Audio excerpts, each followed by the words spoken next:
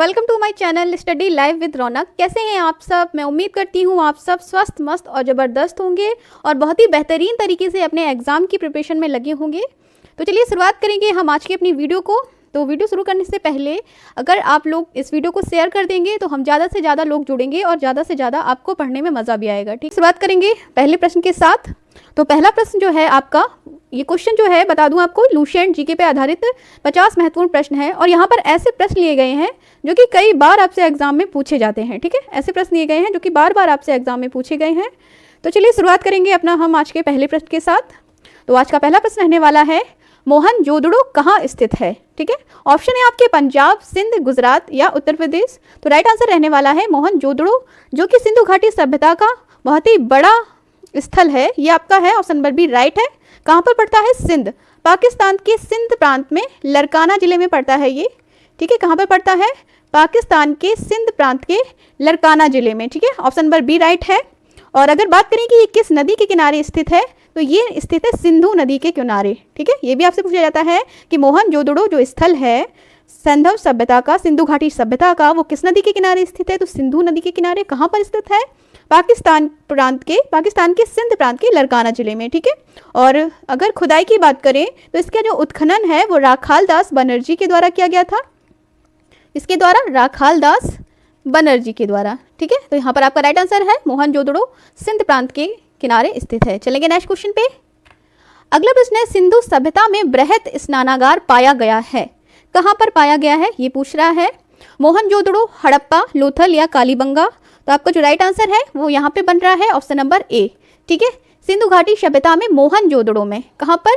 मोहनजोदड़ो सिंधु घाटी सभ्यता का जो बृहद स्नानागार, कई बार ये क्वेश्चन जो है वो एग्जाम में पूछा गया है। बृहद स्नानागार जो है वो मोहनजोदड़ो में पाया गया है। सिंधु घाटी सभ्यता का बहुत ही बड़ा स्थल है और ये सैंधव सभ्यता की सबसे बड़ी इमारत हुई है। और जिसके मध्य स्नान कुंड की बात करें हम, स्नान कुंड की कितना मीटर ये लंबा है? तो 11.88 मीटर लंबा है और 7.01 मीटर चौड़ा है ये स्नानागार। वहीं और गहराई की बात करें तो 2.43 मीटर गहरा है। ठीक है, इतना बड़ा है ये बृहद स्नानागार जो कि मोहनजोदड़ो की सभ्यता में मिला है। ठीक है, मोहनजोदड़ो स्थल से मिला है सिंधु घाटी सभ्यता में। चलेंगे नेक्स्ट क्वेश्चन पे। अगला प्रश्न है, सिंधु सभ्यता की मुद्रा में किस देवता के समतुल्य चित्रांकन मिलता है?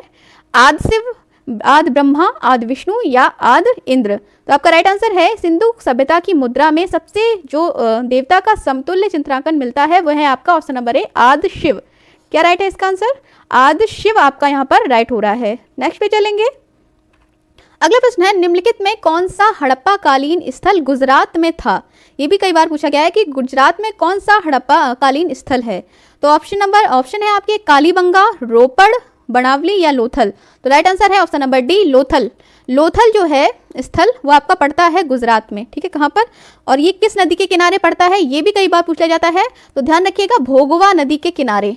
ठीक है, किसकी नदी के किनारे? भोगवा नदी के किनारे पड़ता है ये लोथल जो है हड़प्पाकालीन स्थल, गुजरात में है और भोगवा नदी के किनारे पड़ता है। ठीक है, इसके अगर उत्खननकर्ता की बात करें तो रंगनाथ राव, किसके द्वारा किया गया था इसका उत्खनन? रंगनाथ राव के द्वारा इस लोथल स्थल का उत्खनन किया गया था 1954 में। ठीक है, कब? 1954 में रंगनाथ राव के द्वारा। चलेंगे नेक्स्ट क्वेश्चन पे।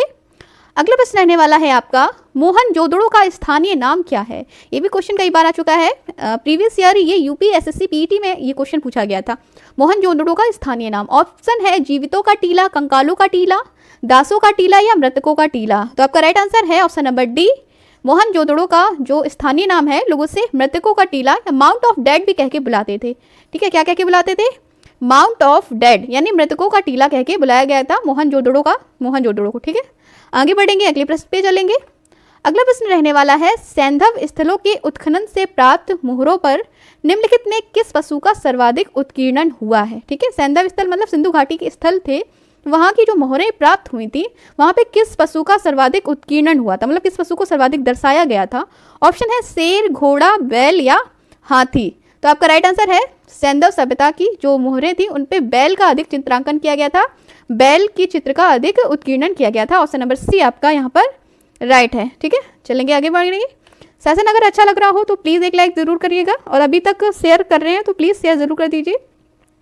तो नेक्स्ट क्वेश्चन है, सिंधु घाटी सभ्यता जानी जाती है अपने नगर नियोजन के लिए, मोहनजोदड़ो एवं हड़प्पा के लिए, अपने कृषि संबंधी कार्यों के लिए या अपने उद्योगों के लिए। तो यहाँ पर जो राइट आंसर बन रहा है आपका वो है ऑप्शन नंबर ए। ठीक है, सिंधु घाटी सभ्यता जो है वो अपने नगर नियोजन के लिए जानी जाती है। किस लिए जानी जाती है? अपने नगर नियोजन के लिए सिंधु घाटी सभ्यता को जाना जाता है। ऑप्शन नंबर ए आपका यहाँ पर राइट है।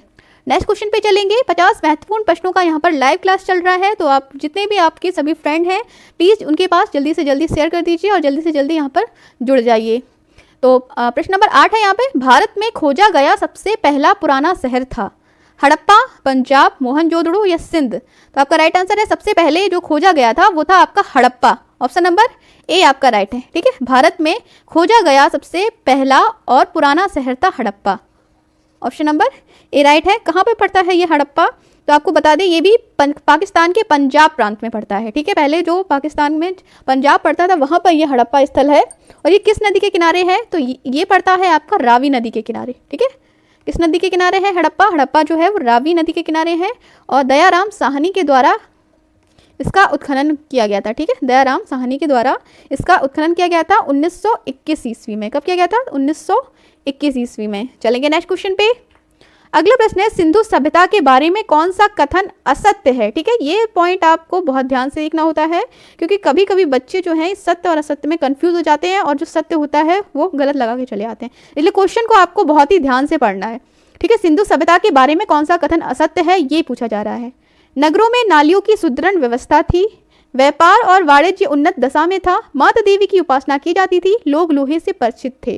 तो आपका राइट आंसर जो है वो यहाँ पे ये बन रहा है ऑप्शन नंबर डी। सिंधु घाटी के लोग जो थे वो लोहे से परिचित नहीं थे। ठीक है, किससे परिचित नहीं थे? वो जो लोग थे वो लोहे से परिचित नहीं थे। और बाकी के ये जो 3 ऑप्शन है वो आपके राइट है। नगरों नालियों में सुदृढ़ व्यवस्था थी, व्यापार वाणिज्य उन्नत दशा में था, माता देवी की उपासना की जाती थी। ठीक है, चलेंगे नेक्स्ट क्वेश्चन पे। अगला है, मांडा किस नदी के किनारे स्थित था? मांडा जो था ये भी एक स्थल था, ये किस नदी के किनारे स्थित था ये आपसे पूछा जा रहा है। चिनाब, सतलज, रावी या सिंधु? तो आपका राइट आंसर है मांडा स्थल जो था ये आपका चिनाब नदी के किनारे स्थित था। ऑप्शन नंबर ए आपका राइट है। ठीक है, क्या है? ऑप्शन नंबर ए आपका यहाँ पर बिल्कुल राइट है। चलेंगे नेक्स्ट क्वेश्चन पे। अगला प्रश्न रहने वाला है, हड़प्पा कालीन स्थल रोपड़ पंजाब किस नदी के किनारे स्थित था? ठीक है, कौन सा? हड़प्पा कालीन स्थल रोपड़ जो है ये किस नदी के किनारे स्थित था? चिनाब, सतलज, सिंधु या रावी? तो आपका राइट आंसर है ये जो था वो था ऑप्शन नंबर बी, सतलज नदी किनारे। किस नदी के किनारे स्थित था? हड़प्पा कालीन स्थल रोपड़ जो था ये सतलज नदी के किनारे है। और कहाँ पे पड़ता है? पंजाब का रोपड़ जिला। और ये भी पूछा जाता है किसके द्वारा इसकी खोज की गई थी? तो यज्ञदत्त शर्मा। ठीक है, यज्ञदत्त शर्मा के द्वारा इसका उत्खनन किया गया था। और किस नदी किनारे पड़ता? सतलज नदी के किनारे। चलेंगे नेक्स्ट क्वेश्चन पे।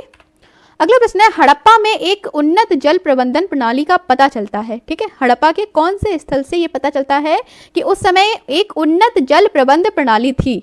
ऑप्शन है धौलावीरा, लोथल, कालीबंगन या आलमगीरपुर। तो आपका राइट आंसर है ऑप्शन नंबर ए, धौलावीरा। ठीक है, कहाँ से पता चलता है? धौलावीरा से पता चलता है कि हड़प्पा में एक उन्नत जल प्रबंधन प्रणाली थी। ठीक है, और ये धौलावीरा आपका पड़ता कहाँ है? तो ये पड़ता है आपका लूनी नदी के किनारे। किस नदी के किनारे? लूनी नदी के किनारे पड़ता है आपका ये धौलावीरा। और है कहाँ पर? ये गुजरात के कच्छ जिले में। कहाँ पड़ता है? गुजरात के कच्छ जिले में पड़ता है आपका ये स्थल। ठीक है, गुजरात के कच्छ जिले में पड़ता है। चलेंगे नेक्स्ट क्वेश्चन पर। अगला प्रश्न है, सिंधु सभ्यता निम्नलिखित में किस युग में पड़ता है? ठीक है, सिंधु सभ्यता का किस युग में पड़ता है ये पूछ रहा है आपसे। ऐतिहासिक काल, प्रागैतिहासिक काल, उत्तर प्रागैतिहासिक काल या आदि ऐतिहासिक काल? तो इसका जो राइट आंसर बन रहा है ये बन रहा है आपका ऑप्शन नंबर डी। ठीक है, ऑप्शन नंबर डी आपका यहाँ पर राइट है। आदि ऐतिहासिक काल यानी प्रोटो हिस्टोरिकल पीरियड, ये सिंधु सभ्यता का युग था। ठीक है, ये होता क्या है तो आपको बता दें, आदि ऐतिहासिक काल उस काल को कहते हैं जिस काल में लेखन कला के प्रचलन के बाद उपलब्ध लेख जो हैं वो नहीं पढ़े जा सकते। ठीक है, क्या होता है आदि ऐतिहासिक काल? ये उस काल को कहते हैं जिस काल में लेखन कला के प्रचलन के बाद उपलब्ध लेखों को नहीं पढ़ा जाता है। ठीक है, चलेंगे नेक्स्ट क्वेश्चन पे। अगला प्रश्न है, सिंधु घाटी सभ्यता की विकसित अवस्था में निम्नलिखित में किस स्थल में घरों में कुओं के अवशेष मिले हैं? ठीक है, क्या पूछ रहे हैं? किस स्थल में घरों में कुओं के अवशेष मिले हैं? ऑप्शन है हड़प्पा, कालीबंगा, लोथल या मोहनजोदड़ो। तो इसका जो राइट आंसर बन रहा है ऑप्शन नंबर डी है आपका, बिल्कुल सही है। मोहनजोदड़ो में घरों में कुओं के अवशेष मिले हैं। ठीक है, किस स्थल से? मोहनजोदड़ो सिंधु घाटी का सबसे बड़ा जो स्थल था, उस स्थल से घरों में कुओं के अवशेष मिले हैं। ऑप्शन नंबर डी है, बिल्कुल राइट है। चलेंगे नेक्स्ट क्वेश्चन पे। अगला प्रश्न है, रंगपुर जहां हड़प्पा की समकालीन सभ्यता थी, ये कहाँ पर है? पंजाब में, उत्तर प्रदेश, सौराष्ट्र या राजस्थान? तो आपका राइट आंसर है ऑप्शन नंबर सी। कहाँ पड़ता है ये रंगपुर, जहाँ हड़प्पा की समकालीन सभ्यता थी? ये आपका पड़ता है सौराष्ट्र में। ठीक है, कहाँ पड़ता है? सौराष्ट्र में पड़ता है।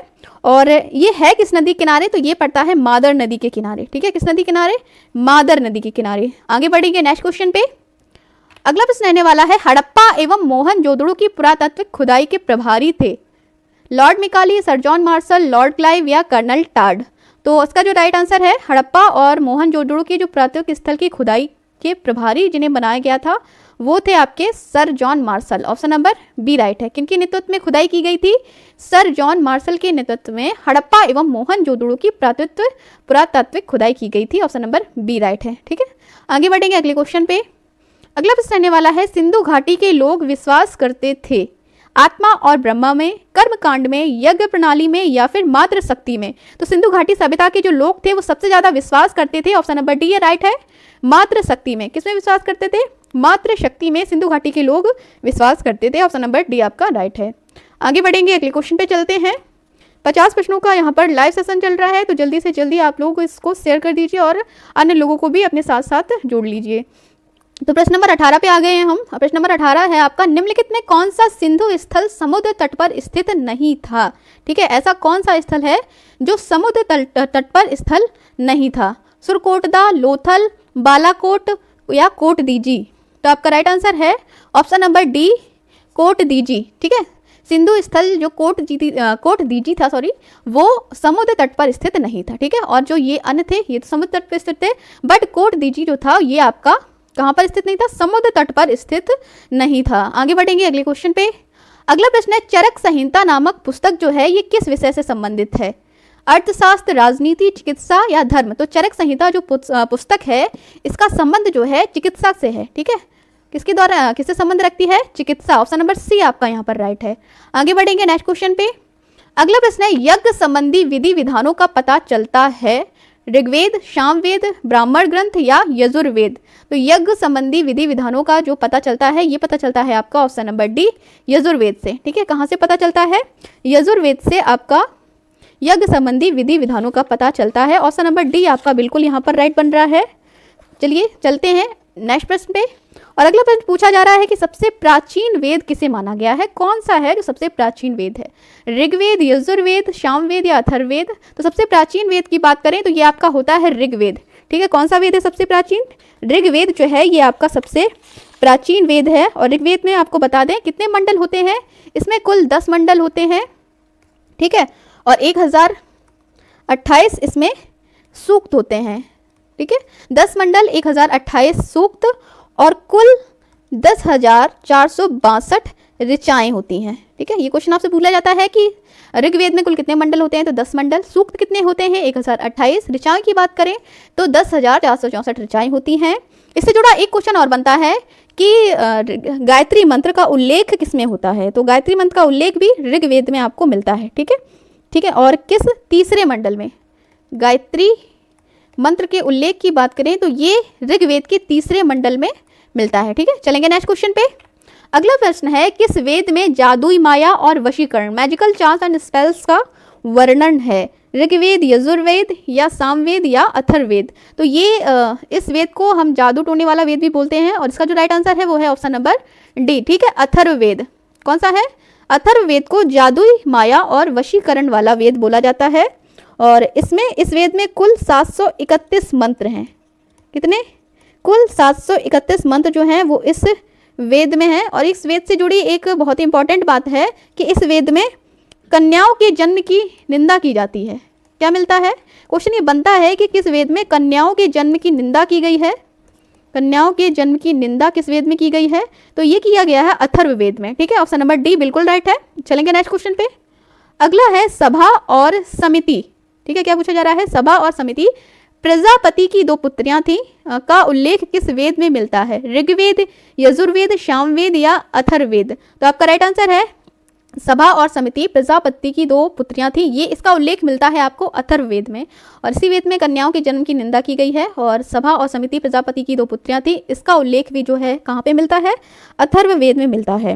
अथर्ववेद में परीक्षितों को कुरुओं का राजा कहा गया है। ठीक है, नेक्स्ट क्वेश्चन है, ब्राह्मण ग्रंथों में सर्वाधिक प्राचीन कौन है? ऐत्रेय, सतपथ, गोपथ या पंचविश? तो अगर बात करें हम ब्राह्मण ग्रंथ की, तो सबसे प्राचीन ब्राह्मण ग्रंथ जो है वो है आपका सतपथ बताया गया है। ठीक है, ऑप्शन नंबर बी राइट है। सतपथ ब्राह्मण जो है ये ब्राह्मण ग्रंथों में सर्वाधिक प्राचीन ग्रंथ है। ठीक है, चलेंगे नेक्स्ट क्वेश्चन पे। अगला प्रश्न पूछा जा रहा है, हड़प्पा सभ्यता का सर्वाधिक मान्यता प्राप्त काल के बारे में पूछा गया है। 2800 ईसा पूर्व से 2000 ईसा पूर्व, 2500 से 1750, 3500 से 1800 या निश्चित नहीं हो सका? तो इसका राइट आंसर है ऑप्शन नंबर बी। ठीक है, 2500 से 1750 ईसा पूर्व का काल जो था ये हड़प्पा सभ्यता का सर्वाधिक मान्यता प्राप्त काल रहा है। ठीक है, ऑप्शन नंबर बी बिल्कुल राइट है। आगे बढ़ेंगे, अगला प्रश्न रहने वाला है, हड़प्पा सभ्यता की खोज किस वर्ष हुई थी? इंपॉर्टेंट क्वेश्चन है। ठीक है, 1935, 1942, 1901 या 1921? तो राइट आंसर है ऑप्शन नंबर डी 1921। हड़प्पा सभ्यता की खोज जो है वो 1921 ईस्वी में की गई थी, और किसके द्वारा की गई थी? तो अभी बताया था आपको, राखाल दास बनर्जी के द्वारा। नेक्स्ट क्वेश्चन है आपका, सिंधु घाटी सभ्यता निम्नलिखित में किस सभ्यता के समकालीन नहीं थी? मिस्र की सभ्यता, मेसोपोटामिया की सभ्यता, चीन की सभ्यता या ग्रीक की सभ्यता? तो आपका राइट आंसर है ऑप्शन नंबर डी ग्रीक की सभ्यता। ठीक है, सिंधु घाटी सभ्यता किसके समकालीन नहीं थी? ग्रीक की सभ्यता के समकालीन नहीं थी। और ऑप्शन जो आगे ऊपर 3 है ये आपके सही है, लेकिन किसके समकालीन नहीं थी? ग्रीक की सभ्यता के समकालीन नहीं थी। अगला प्रश्न है, सिंधु घाटी सभ्यता कहाँ तक विस्तृत थी? पंजाब, दिल्ली, जम्मू कश्मीर, राजस्थान, बिहार, बंगाल और उड़ीसा? पंजाब, राजस्थान, गुजरात, उड़ीसा और बंगाल? या पंजाब से राजस्थान, गुजरात, उत्तर प्रदेश, हरियाणा, सिंध और बलूचिस्तान? तो ऑप्शन नंबर डी बिल्कुल राइट है। यहाँ पर सिंधु घाटी की सभ्यता जो थी वो पंजाब से लेके बलूचिस्तान तक विस्तृत थी, फैली हुई थी। ठीक है, कहाँ से? पंजाब से लेके बलूचिस्तान तक फैली हुई थी। ऑप्शन नंबर डी राइट है, सिंधु घाटी की सभ्यता।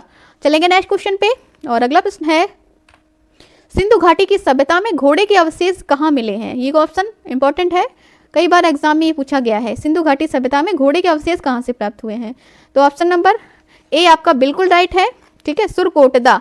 सिंधु घाटी सभ्यता में घोड़े के अवशेष की बात करें तो ये मिला है आपके सुरकोटदा नामक स्थल से। ठीक है, कहाँ से मिला है? सुरकोटदा नामक स्थल से मिला है। ऑप्शन नंबर ए आपका राइट है। नेक्स्ट पे चलेंगे, अगले क्वेश्चन पे, और अगला क्वेश्चन है आपका, निम्नलिखित में किस पदार्थ का उपयोग हड़प्पा काल की मुद्राओं के निर्माण के मुख्य रूप से किया गया था? हड़प्पा काल की मुद्राओं का निर्माण जो है वो किस पदार्थ से किया गया था? सैल खड़ी, कांसा, तांबा या लोहा? तो राइट आंसर है यहाँ पर ऑप्शन नंबर ए सैल खड़ी। ठीक है, किससे? सैल खड़ी से किया गया था हड़प्पा काल की मुद्राओं का निर्माण। ऑप्शन नंबर ए बिल्कुल राइट है। आगे बढ़ेंगे, अगला प्रश्न रहने वाला है, सिंधु सभ्यता का पत्तन नगर यानी बंदरगाह कौन सा था? ठीक है, कालीबंगन, लोथल, रोपड़ या मोहनजोदड़ो? तो लोथल जो है ये आपका राइट आंसर बन रहा है यहाँ पर, ऑप्शन नंबर बी। ठीक है, लोथल जो है वो सिंधु सभ्यता का बंदरगाह था। ऑप्शन नंबर बी बिल्कुल राइट है। और ये पड़ता कहाँ है? गुजरात में पड़ता है। ठीक है, कहाँ पे पड़ता है? गुजरात में पड़ता है, भोगवा नदी के किनारे पड़ता है, गुजरात के अहमदाबाद जिले में है ये लोथल बंदरगाह। नेक्स्ट क्वेश्चन है, हड़प्पा सभ्यता के अंतर्गत हल से जोते गए खेत का साक्ष्य कहाँ से मिलता है? ऐसे प्रश्न आपसे जरूर पूछे जाते हैं। ठीक है, हल से जोते गए साक्ष्य कहाँ से मिलते हैं? ठीक है, साक्ष्य से एक ना एक क्वेश्चन आपसे जरूर पूछ लिया जाता है सिंधु घाटी सभ्यता से जुड़ा हुआ। तो बात करें अगर हल से जोते गए खेत का साक्ष्य, तो ऑप्शन है रोपड़, लोथल, कालीबंगा या बनावली? तो आपका राइट आंसर है ऑप्शन नंबर सी कालीबंगा। कहाँ पे मिलते हैं? कालीबंगा में हल से जोते हुए खेत के साक्ष्य आपको मिलते हैं। और ये है कहाँ पर? कालीबंगा आपका पड़ता है राजस्थान में। ठीक है, कहाँ पर पड़ता है? राजस्थान में पड़ता है कालीबंगा। और ये किस नदी के किनारे है? तो ये है आपका घग्गर, घग्गर नदी के किनारे पड़ता है राजस्थान जिले में। चलेंगे नेक्स्ट क्वेश्चन पे, अगला प्रश्न रहने वाला है, जिसके ग्रंथ में चंद्रगुप्त मौर्य का विशिष्ट रूप से वर्णन हुआ है? भास, शूद्रक, विशाखदत्त या अश्वघोष? तो राइट आंसर है ऑप्शन नंबर सी विशाखदत्त। ठीक है, चंद्रगुप्त मौर्य विशाखदत्त का जो मुद्रा राक्षस था, विशाखदत्त द्वारा लिखा मुद्रा राक्षस जो लिखा गया था, इसमें विशिष्ट रूप से वर्णन जो है वो देखने को मिलता है। ठीक है।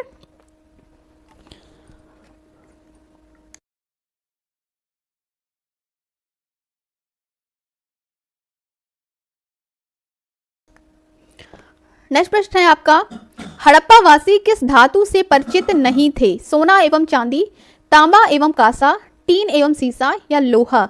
तो हड़प्पा वासी की बात करें तो ये लोहे से परिचित नहीं थे। ऑप्शन नंबर डी राइट है। किससे परिचित नहीं थे? लोहे से। ठीक है, लोहे से हड़प्पा वासियों का परिचय नहीं था। चलेंगे नेक्स्ट क्वेश्चन पे। अगला प्रश्न रहने वाला है, हड़प्पा के काल का तांबे का रथ किस स्थान से प्राप्त हुआ है? कुणाल, राखीगढ़ी, दैमाबाद या बनावली? ठीक है, तो हड़प्पा काल में जो तांबे का रथ था ये आपका प्राप्त हुआ है option number C, Daimabad. Harappa काल के दैमाबाद स्थल से तांबे के रथ प्राप्त हुआ है। कहाँ से प्राप्त हुआ है? हड़प्पा सभ्यता का दैमाबाद जो स्थल था वहां से प्राप्त हुआ है आपका तांबे का रथ।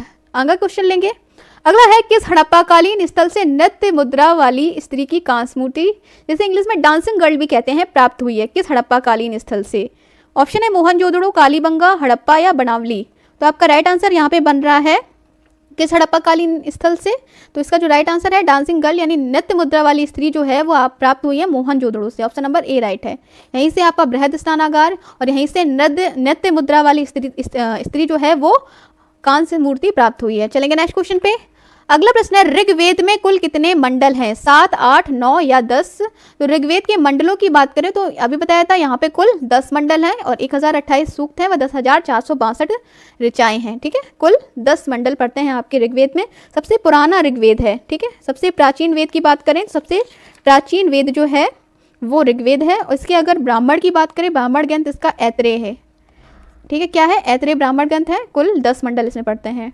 नेक्स्ट क्वेश्चन है, चंद्रहूड़ों के उत्खनन का निर्देशन किया था? ठीक है, चंद्रहूड़ों जो थे उसका उत्खनन का निर्देशन किसने किया था? H.J. Mackay, sir John Marshall, R.E.M. Wheeler या सर ऑरल स्टीन? तो आपका राइट आंसर है J.H. मेके। ठीक है, ऑप्शन नंबर ए राइट है, J.H. मेके। चंद्रहूड़ों के उत्खनन का निर्देशन जो था वो किसके द्वारा किया गया है? J.H. मेके के द्वारा किया है। ठीक है, चलेंगे नेक्स्ट क्वेश्चन पे। अगला है, पैमानों की खोज ने यह सिद्ध कर दिया था कि सिंधु घाटी के लोग माप और तौल से परिचित थे। यह खोज कहाँ पर हुई है? कालीबंगन, हड़प्पा, चतुवड़ी या लोथल? तो इस खोज की बात करें, ये खोज हुई है आपकी ऑप्शन नंबर डी, लोथल। ठीक है, पैमानों की खोज ने यह सिद्ध कर दिया था कि सिंधु घाटी के लोग जो थे वो माप तौल से परिचित थे और ये खोज आपकी हुई है लोथल। लोथल कहाँ पड़ता है आपका? गुजरात में। और किस नदी के पड़ता है? भोगवा नदी किनारे। नेक्स्ट क्वेश्चन है, हड़प्पा कालीन समाज किन वर्गों में विभक्त था? शिकारी, पुजारी, किसान और क्षत्रिय, विद्वान, योद्धा, व्यापारी और श्रमिक, या ब्राह्मण, क्षत्रिय, वैश्य और शूद्र, या राजा, पुरोहित, सैनिक और शूद्र? तो राइट आंसर है ऑप्शन नंबर बी, विद्वान, योद्धा, व्यापारी और श्रमिक। इन 4 वर्गों में विभक्त था हड़प्पा कालीन समाज। ठीक है, बी आपका राइट है। नेक्स्ट क्वेश्चन पे चलेंगे। अगला प्रश्न था, वह स्रोत जिसने पाटलिपुत्र के प्रशासन का वर्णन उपलब्ध है? ठीक है, 41 क्वेश्चन यहाँ पे हो चुके हैं। क्या पूछ रहा है? वह स्रोत जिसने पाटलिपुत्र के प्रशासन का वर्णन मिलता है? दिव्यवादन, अर्थशास्त्र, इंडिका या अशोक का शिलालेख? तो ऑप्शन नंबर सी राइट है, इंडिका। और किसके द्वारा लिखी गई थी? कई बार ये क्वेश्चन आ चुका है, मेगस्थनीज के द्वारा इंडिका नामक पुस्तक लिखी गई थी और यही वह स्रोत है जिसमें पाटलिपुत्र के प्रशासन का वर्णन बहुत ही अच्छी तरह से उपलब्ध है। नेक्स्ट क्वेश्चन है आपका, किस अभिलेख से यह साबित होता है कि चंद्रगुप्त का प्रभाव पश्चिम भारत तक फैला हुआ है? ठीक है, कलिंग अभिलेख, अशोक का गिरनार अभिलेख, रुद्र दमन का जूनागढ़ अभिलेख या अशोक का सोपारा अभिलेख? तो ऑप्शन नंबर सी आपका राइट है, रुद्र दमन का जूनागढ़ जो अभिलेख था उससे यह साबित होता है कि चंद्रगुप्त का जो प्रभाव है वो पश्चिम भारत तक फैला हुआ था। ठीक है, कहाँ तक फैला हुआ था? रुद्र दमन के जूनागढ़ अभिलेख से ऐसा पता चलता है। आगे बढ़ेंगे अगले क्वेश्चन पे। अगला प्रश्न है आपका, अशोक के शिलालेखों को पढ़ने वाला प्रथम अंग्रेज कौन था? John Tower, Harry Smith, James Prinsep या इनमें से कोई नहीं? तो आपका राइट आंसर बन रहा है, अशोक के शिलालेखों को सबसे पहले पढ़ने वाला जो अंग्रेज की बात करें वो थे आपके जेम्स प्रिंसिप। इनके द्वारा अशोक के शिलालेखों को सर्वप्रथम पढ़ा गया था। ठीक है, चलेंगे नेक्स्ट क्वेश्चन पे। 44 नंबर क्वेश्चन है आपका यहाँ पे, कलिंग युद्ध की विजय तथा क्षत्रियों का वर्णन अशोक के किस शिलालेख में है? शिलालेख प्रथम, शिलालेख द्वितीय, शिलालेख 11वां या शिलालेख 13वां? तो आपका राइट आंसर है ऑप्शन नंबर डी, 13वें शिलालेख में, जो कि अशोक का सबसे महत्वपूर्ण शिलालेख है। इस युद्ध में कलिंग के युद्ध की विजय एवं क्षत्रियों का वर्णन है। ठीक है, अशोक के किस शिलालेख में? अशोक के 13वें शिलालेख में। ठीक है, ऑप्शन नंबर डी बिल्कुल राइट है। नेक्स्ट क्वेश्चन है, सांची का स्तूप जो है वो किसके द्वारा बनवाया गया था? तो ऑप्शन नंबर ए बिल्कुल यहाँ पर राइट है आपका, सांची का स्तूप जो है वो अशोक महान यानी सम्राट अशोक के द्वारा बनाया गया था। बिल्कुल सही है। अगला प्रश्न है, यहाँ पर आपसे वेदों की संख्या पूछी जा रही है। वेदों की संख्या कितनी है? 2, 3, 4 या 5? तो यहाँ पर वेदों की संख्या जो है वो है 4। ठीक है, कौन कौन से वेद होते हैं? ऋग्वेद, कौन से? ऋग्वेद, यजुर्वेद, अथर्ववेद और सामवेद। ठीक है, अब इनसे जुड़ी एक इंपॉर्टेंट बात और बता दें आपको कि ऋग्वेद को जो पढ़ता है उसे क्या बोलते हैं? होत्र। ठीक है, ऋग्वेद को पढ़ने वाला आपका होत्र कहलाता है, यजुर्वेद को पढ़ने वाला आपका अदर्व्यू कहलाता है, और उदात्र जो है वो अथर्ववेद को पढ़ता है, उदात्र। ठीक है, उदात्र जो है वो अथर्ववेद को पढ़ता है। सामवेद की बात करें, सॉरी, सामवेद को पढ़ने वाला उदात्र कहलाता है, वहीं अथर्ववेद को पढ़ने वाला, इसमें अथर्ववेद में जादू टोना और अंधविश्वास का परिचय। ठीक है, चलेंगे नेक्स्ट क्वेश्चन पे। अगला प्रश्न है, कौन से 3 वेद संयुक्त रूप से त्रयी या वेद त्रयी कहलाते हैं? ऋग्वेद, यजुर्वेद और सामवेद, या ऋग्वेद, यजुर्वेद और अथर्ववेद, या फिर ऋग्वेद, सामवेद और अथर्ववेद, या यजुर्वेद, सामवेद और अथर्ववेद? तो आपका राइट आंसर है ऋग्वेद, यजुर्वेद और सामवेद। ये 3 वेद मिलकर त्रयी या वेद त्रयी कहलाते हैं। ठीक है, 3 वेद संयुक्त रूप से त्रयी या वेद त्रयी कहलाते हैं। नेक्स्ट क्वेश्चन है आपका, भारत के राज चिन्ह में प्रयुक्त होने वाला शब्द सत्यमेव जयते किस उपनिषद से लिया गया है? कई बार इंपॉर्टेंट क्वेश्चन है, यहाँ पर बता दूं आपको, यूपी पीटी और यूपी पुलिस में भी पूछा गया था प्रीवियस ईयर। तो आपका जो यहाँ पर राइट आंसर है सत्यमेव जयते, जो आपका राज चिन्ह में प्रयुक्त होने वाला जो शब्द है ये आपका मुंडको उपनिषद, ऑप्शन नंबर ए आपका राइट है। कहाँ पे पड़ता है? मुंडको उपनिषद से लिया गया है आपका सत्यमेव जयते, मतलब सदैव सत्य की जय हो, विजय हो। नेक्स्ट क्वेश्चन है, ऋग्वैदिक आर्यों का मुख्य व्यवसाय क्या था? कृषि, पशुपालन, शिक्षा या व्यवसाय? तो आपका राइट आंसर है ऋग्वैदिक आर्यों का मुख्य व्यवसाय जो था वो था ऑप्शन नंबर बी, पशुपालन। ठीक है, क्या था? ऋग्वैदिक आर्यों का मुख्य व्यवसाय आपका पशुपालन था, ऑप्शन नंबर बी आपका यहाँ पर राइट है। नेक्स्ट क्वेश्चन चलेंगे, ये आपका आज का आखिरी प्रश्न रहने वाला है। पुराणों की संख्या आपसे यहाँ पर पूछी जा रही है, 18, 19, 20 या 21? तो आपका राइट आंसर है ऑप्शन नंबर ए। ठीक है, पुराणों की जो संख्या होती है वो कुल 18 होती है। कितने पुराण होते हैं?